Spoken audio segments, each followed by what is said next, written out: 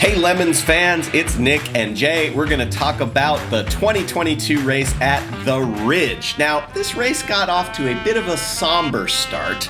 This one team called Walter Owens Bentley's Kraken Chuffed Racing Saloon in proper tribute to Her Majesty's Royal British Empire was there. And they gave the Queen one last ride in their Bentley. And similar to the Queen, the Bentley died, and they had to call it quits and turn in their transponder early. Also, for a not huge race, we had some outstanding rookies. There was the pumped up chumps in their Lexus. And we had Dial 555 head gasket in what else? A Subaru Impreza. And there was Doritos Locos in their RX-7, which was doing a lot of RX-7 things.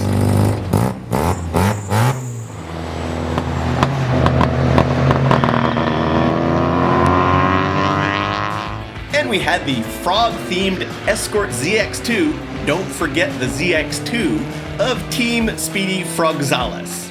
And lastly, we had the USS Enterprise Starcraft Honda Civic. Actually, I say lastly, there are more quite notable rookies, which we will get to in a bit. Just to show those Star Trek nerds a thing or two, the veteran racers of Rogue Squadron were back in their Nissan Sentra. Watch this. Watch what?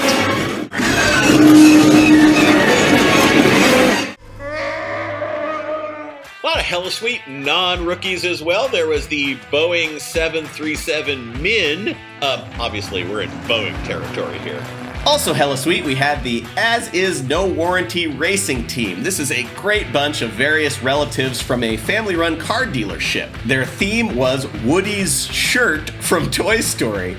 Now, you may be wondering, how did they get this relatively modern Audi for Lemons prices? Well, you know how when you take your car into a dealership and get a trade-in offer that's like $500? Well, there you have it.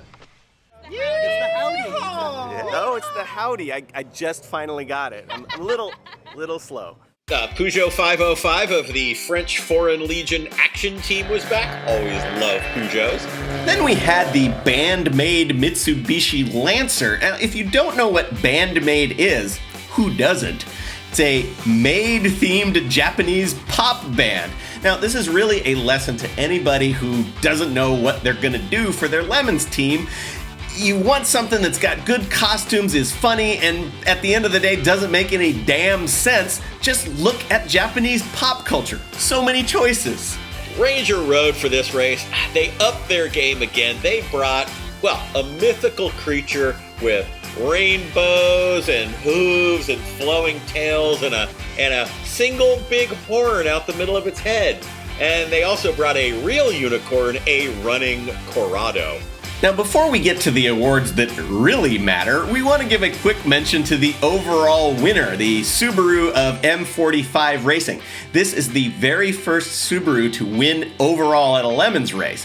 Now, lest you think that team captain Chuck Donnelly just showed up with a modern Subaru and won, he's been racing Lemons for a decade, give or take, and is mostly known for his original car, the KFC-themed Ford Thunder Chicken, complete with the bucket of chicken on the roof, and his other car, the Studebaker Avanti. So Chuck has paid his dues. He's a really nice guy. We're really happy for him.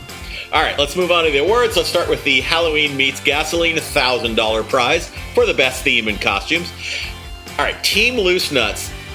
A little while ago, they were our first two-time winner. They started with a great theme. They brought a whole new great theme for their second award. They are now the first three-time winner. This time they combined with Team Lemonbird. Whole new theme yet again, DC versus Marvel. But that wasn't enough. Saturday night, whole new theme. They did a prom for, Lemon's Sweet 16th.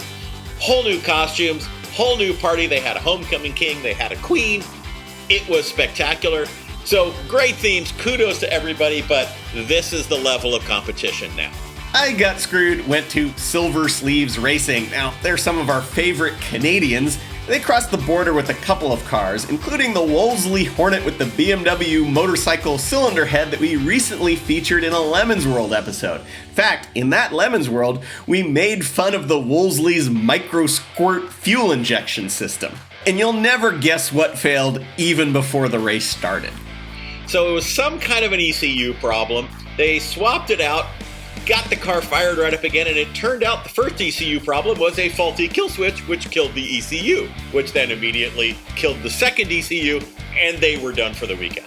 Well, that car was done, but they had a backup. The famous Austin Land Crab with the partial Ford Probe chassis swap and Ford/Mazda V6 engine, which, unlike the Wolseley, did start the race. But like the Wolseley, it exploded and did not finish. They got screwed. The Heroic Fix trophy went to Double or Nothing and their Lincoln Mark 7. Now, I gotta say, we think Mark 7s are genius. I mean, it's a great Mustang alternative, right? Because it's got luxury, it's got looks, it's got low drag, and it's got all the reliability and sound engineering and design of a Mustang.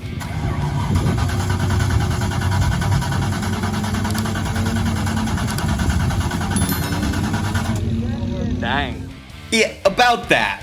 2 days before showing up at the Ridge, this car, which started life as the team captain's daily driver, it had this small issue of having 0 oil pressure. So 2 days before the race, team swapped the motor just in time to show up for tech.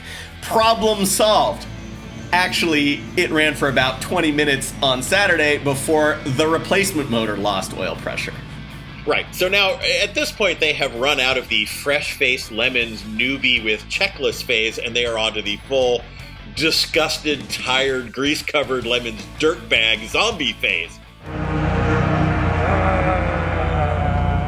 Did they give up? They did not. They scoured the internet. They found on Facebook Marketplace. Mind you, bad things come from Facebook Marketplace. Let me just tell you, they found allegedly a perfect motor 2 hours away, contacted the guy. Guy said, yeah, no, I still got the motor. You can come, but you can't bring more than 2 people. Ooh, what, he only has a trowel? He can only bury 2 bodies in the backyard? The hell's going on with that? They decided to risk it anyway. Somehow, they avoided getting axe murdered, and they triumphantly slapped in the motor, which did turn out to be perfect. Yes, well. Yeah, naturally, that engine only lasted an additional 20 minutes and lost oil pressure and blew up, and the Lincoln was done. So you're probably asking, how is this a heroic fix? Well, first of all, fix is relative, right? If you lasted longer than the next candidate in line, well, that's actually a fix, not a screwed. More importantly, at the end of this entire adventure, they had a brilliant repair concept. They looked at their neighbors, Hand Tight Racing, and said, hey, you have an extra car. It's Japanese. Can we just borrow that? And Hand Tight said, sure, knock yourselves out. And they finished the race. Yeah, that wasn't even Hand Tight Racing's backup car. That was just their regular car. The drivers from Hand Tight Racing were just hella over it and tired. And the car was just sitting there. So they just let the Lincoln guys drive it. And due to karma, probably, those nice Miata owners, they won the drawing, the Road Mangler Cup, for a free set of Yokohama tires. Judge's choice went to the Mopar Posers and their Dodge Intrepid. Now, let's take a little moment and talk about this. Usually when you hear judges in motorsports competition, they know Ferrari Testarossa 250 TRs, or they know lightweight Jaguar E-Types, or they know Billy Bob's Mustang NASCAR. This is not Lemons judges. What Lemons judges know is Hyundai Ponies, and we know LH Chrysler sedans.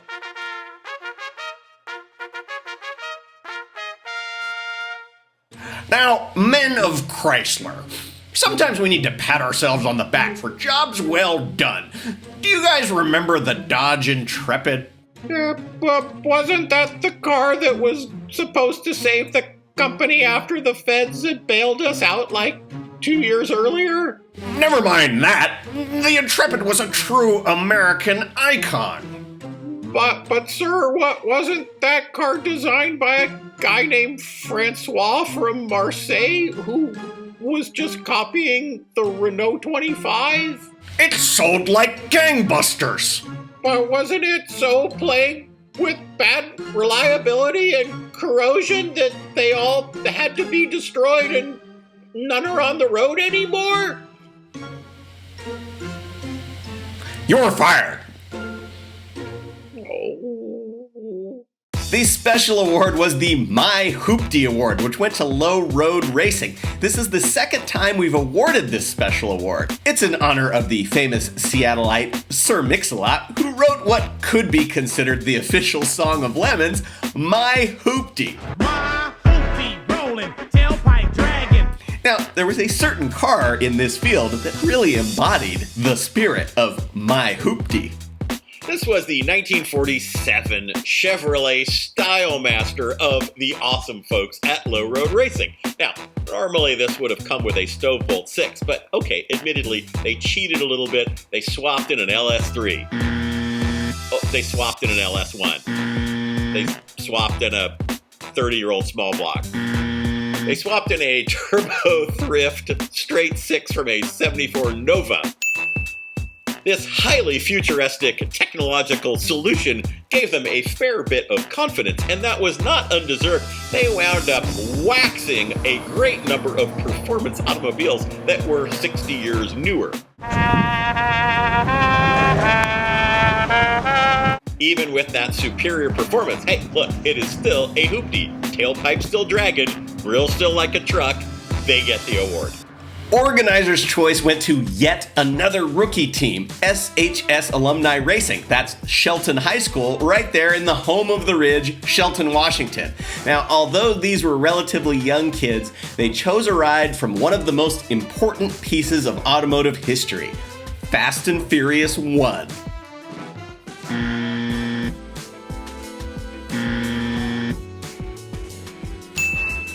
And just like your typical Gen Z folks, they spec'd this performance machine with an automatic transmission, and they beat cars with twice the cylinders and 3 times the power.